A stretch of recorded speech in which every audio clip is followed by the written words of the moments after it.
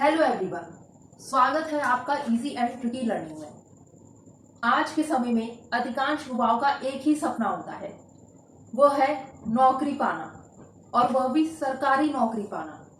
तो सरकारी नौकरी को पाने के लिए हमें कॉम्पिटिटिव एग्जाम्स की तैयारी करनी पड़ती है, जिसमें मेनली 4 पेपर होते हैं। पहला मैथ, दूसरा रीजनिंग, तीसरा जनरल इंग्लिश और चौथा जिसे हम अंडर एस्टिमेट करते हैं। जानते हैं वह क्या है? वह है जनरल हिंदी। हमें लगता है कि हम हिंदी का पेपर आसानी से क्लियर कर लेंगे, लेकिन जब आंसर्स में ऑप्शंस आते हैं तो हम कंफ्यूज हो जाते हैं और हम सबसे कम स्कोर जनरल हिंदी में ही कर पाते हैं। मैं आपके लिए एक सीरीज लेकर आई हूं, जिससे आपको मोटी मोटी किताबें नहीं पढ़नी पड़ेंगी और आप जनरल हिंदी में अच्छा स्कोर कर पाएंगे। यदि आप रेगुलर ये 10 से 15 मिनट की वीडियो रोज देखेंगे तो आपको कम मेहनत करनी पड़ेगी और आप जनरल हिंदी में अच्छा स्कोर कर सकेंगे। तो चलिए शुरू करते हैं। आज का हमारा पहला टॉपिक है हिंदी भाषा की उत्पत्ति।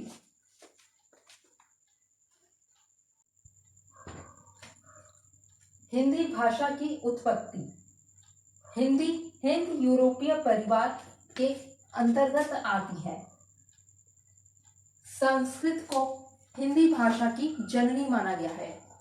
जननी का अर्थ है माता। भारत की सबसे प्राचीन भाषा संस्कृत को माना गया है। संस्कृत भारतीय आर्य भाषा के अंतर्गत आती है। संस्कृत को आर्य भाषा या देव भाषा भी कहते हैं।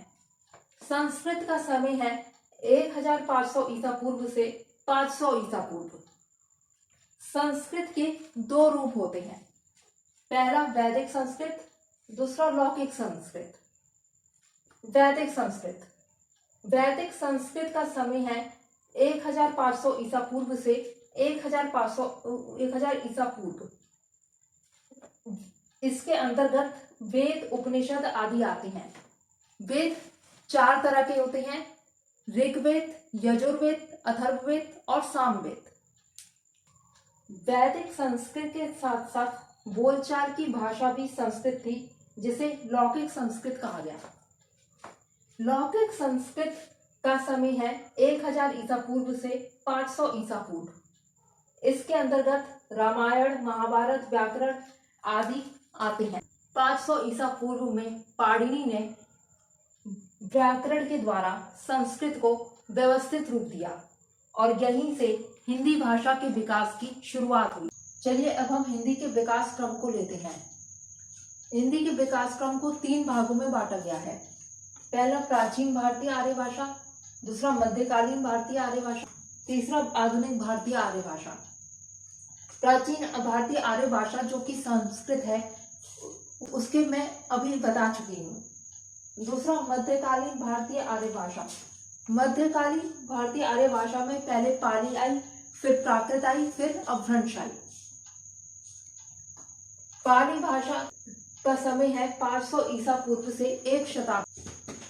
महात्मा बुद्ध के सारे उपदेश पाली भाषा में लिखे गए। उसके बाद प्राकृत भाषा आई। इसका समय है 1 शताब्दी से 500 ईस्वी तक। महावीर स्वामी के सारे उपदेश प्राकृत भाषा में लिखे गए। सम्राट अशोक के सारे शिलालेख पाली और प्राकृत भाषा दोनों में लिखे गए। उसके बाद अपभ्रंश भाषा आई। इसका समय है 500 ईस्वी से 1000 ईस्वी तक। इसे देशी भाषा भी कहते हैं। आधुनिक भारतीय भाषाओं का विकास यहीं से प्रारंभ हुआ, जैसे हिंदी, गुजराती, राजस्थानी आदि। पतंजलि के महाकाव्य में इस भाषा का प्रयोग हुआ, जिसका अर्थ परिनिष्ठ भाषा का बिगड़ा हुआ रूप कहा गया। इसके बाद अवहट आई। इसका समय है 900 ईस्वी से 1100 ईस्वी तक। इसे संक्रांति काल कहते हैं, क्योंकि ये अपभ्रंश और हिंदी के मध्य का काल है।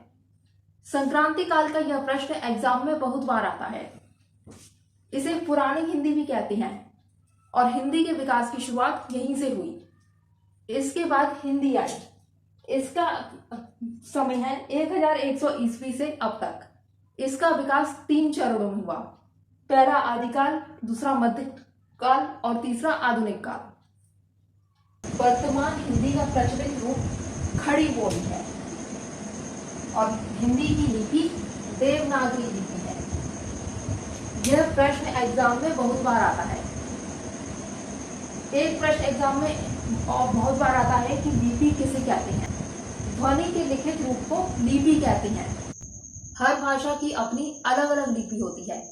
जैसे हिंदी की, संस्कृत की देवनागरी लिपि होती है और इंग्लिश की रोमन लिपि होती है। रोमन। देवनागरी की लिपि होती है अ, ब, स और रोमन की लिपि होती है ए, बी, सी। देवनागरी लिपि का विकास ब्राह्मी लिपि से हुआ, जिसमें हिंदी, मराठी, गुजराती, नेपाली आदि भाषाएं आती हैं। 14 सितंबर को हमारे देश में हिंदी दिवस होता है और 14 सितंबर 1949 को हमारे देश में हिंदी को राजभाषा घोषित किया गया। 10 जनवरी को विश्व हिंदी दिवस होता है और हिंदी हमारे देश की राजभाषा है। चलिए अब कुछ प्रश्न ले लेते हैं जो अधिकतर कंपटीशंस में पूछा जाता है और एक क्वेश्चन हम आउट ऑफ टॉपिक करेंगे। आउट ऑफ सिलेबस नहीं, आउट ऑफ टॉपिक करेंगे जो मोस्टली कंपटीशंस में पूछा जाता है। पहला प्रश्न है, हिंदी भाषा की उत्पत्ति किस भाषा से हुई? ए ऑप्शन है प्राकृत, दूसरा ऑप्शन है बी संस्कृत, तीसरा ऑप्शन है सी सौराष्ट्री अपभ्रंश, डी ऑप्शन है मागधी। यदि आपने ए प्राकृत लगाया है तो ये गलत है, क्योंकि प्राकृत से पहले पाली आई थी और पाली से पहले संस्कृत आई थी, इसलिए ए प्राकृत गलत है। सी सौराष्ट्री अपभ्रंश, डी मागधी, ये दोनों गलत हैं, क्योंकि सौराष्ट्री मगधी अपभ्रंश से आई थी, इसलिए सी और डी दोनों ऑप्शन गलत हैं। सही ऑप्शन है बी संस्कृत, क्योंकि हिंदी भाषा की उत्पत्ति संस्कृत भाषा से हुई थी और संस्कृत भारत की सबसे प्राचीन भाषा है। दूसरा प्रश्न देखिए, हिंदी भाषा किस लिपि में लिखी जाती है?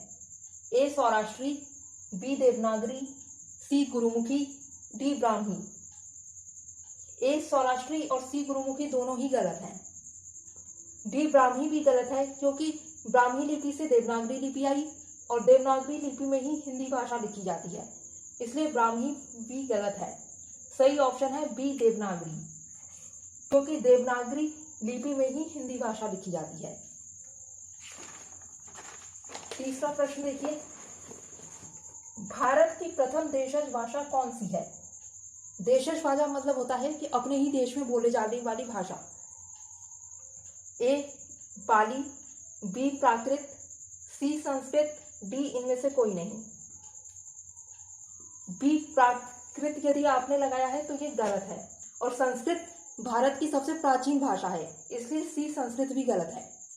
यदि आपने डी इनमें से कोई नहीं लगाया है तो ये तो गलत है ही। सही ऑप्शन है ए पाली। चौथा प्रश्न देखिए, भारत में आर्य भाषा का आरंभ कब हुआ? ए 1600 ईसा पूर्व, बी 1500 ईसा पूर्व, सी 1400 ईसा पूर्व, डी 1300 ईसा पूर्व। ए 1600 ईसा पूर्व, 1400 ईसा पूर्व और डी 1300 ईसा पूर्व, ये तीनों ही गलत हैं। सही ऑप्शन है बी 1500 ईसा पूर्व। फिफ्थ है, मानक हिंदी का आधार क्या है? ए खड़ी बोली, सी बी अपभ्रंश, सी पूर्वी हिंदी, डी परिनिष्ठ हिंदी। बी अपभ्रंश, सी पूर्वी हिंदी और डी परिनिष्ठ हिंदी, ये तीनों ही गलत हैं। सही ऑप्शन है ए खड़ी बोली। सेवेंथ है, हिंदी भाषा के विकास का सही अनुक्रम कौन सा है? ए पाली प्राकृत अपभ्रंश हिंदी, बी प्राकृत अपभ्रंश हिंदी पाली, सी अपभ्रंश, पाली, प्राकृत, हिंदी। डी हिंदी, पाली, अपभ्रंश, प्राकृत। यदि आपने बी ऑप्शन लगाया है तो ये गलत है, क्योंकि प्राकृत से पहले पाली आई थी, तो फिर ये गलत है। यदि आपने सी ऑप्शन लगाया है तो ये भी गलत है, क्योंकि अपभ्रंश से पहले प्राकृत पाली प्राकृत आए थे, तो ये गलत है। यदि आपने डी ऑप्शन लगाया है तो ये भी गलत है, क्योंकि क्वेश्चन में हिंदी भाषा के विकास का ही पूछा है और ऑप्शन में सबसे पहले हिंदी दे दिया है, तो फिर ये भी गलत है। सही ऑप्शन है ए, पाली प्राकृत अपभ्रंश हिंदी। 8 है, निम्नलिखित में से कौन सी भाषा संस्कृत भाषा की अपभ्रंश है?